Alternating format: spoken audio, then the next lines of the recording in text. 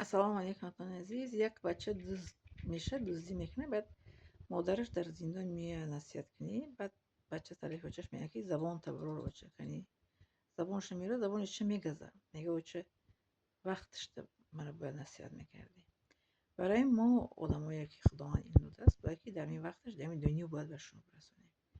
ما یگان سکس که برای شما نقل نمیکنیم، یگان حکایه نقل نمیکنیم، ما قصه های حقیقی رو به شما میرسونیم. برای که در زمانی ما بینید که جوان‌ها به چه کارهایی مشغول هستند در این عصر 21. و به شما در ویدیو از گفتنیم که وقتی که ما در سودان هم قدر گرمی بود، هم قدر چیز بود، به طاقتی بود، آدما ما روزه میگرفتیم.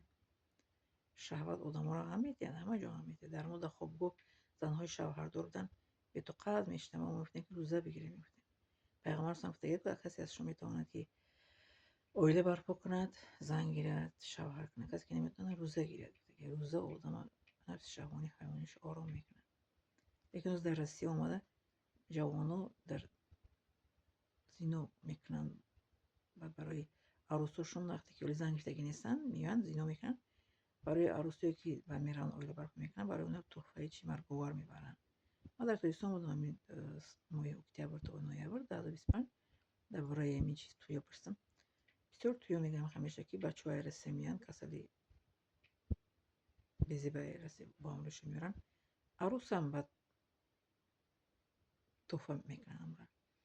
این اگر که شما کسی که داند که در آیت قرآن آمده که بعد زینا نزدیک نشین، و زینا نزدیک نشین معنیش چیه؟ معنیش که نام کار نکنین، نام میسو که گپ نزنین با همون آدم زنی بیگانه مرد بیگانه.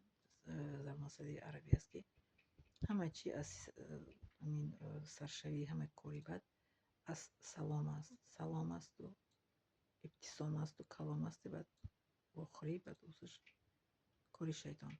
برای همین هر کسی که خبر دارد از معلوماتی طبی، علمی، اسلامی، باید خبر رسونه به جوانها که از این کار دست کشید. کارهایی که به شما ضرر میاره، سلامتی شما را مثال از دست میتیه. در نزد خداوند گناه کلان، گناه عظیم است.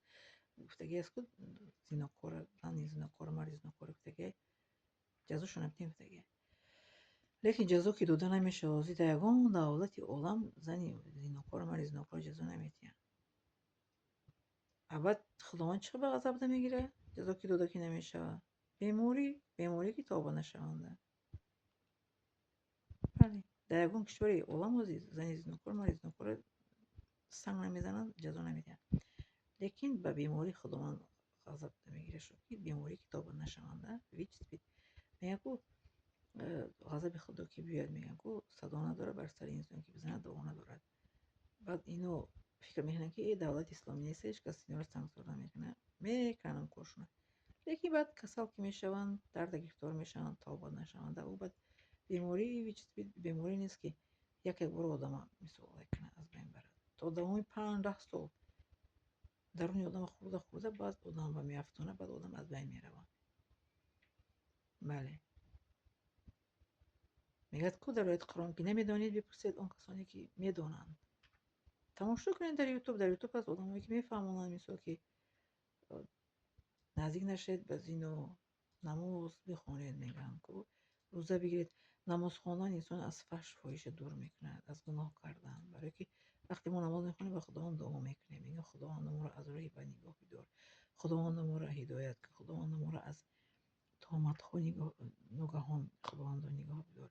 میگیم که خداوند ما را از شرک آوردن، از اینو کردن باید بگیم که خدا ما را نگاه دار. در دعای نماز ما دعا میکنیم که همین برای اومده که در آیت قرآن که نماز انسان را از فحش فاحشه‌گری، از گناه کردن چیکار میکنه؟ نگاه میداره.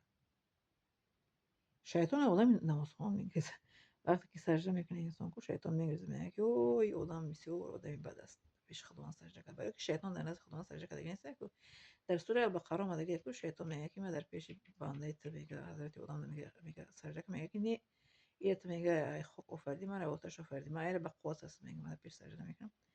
سجده نکرد شیطان. برای کسی که سجده میکنه نماز میخونه از شیطان میترسه، میگه او رو تاثیر کرده نمیتونه.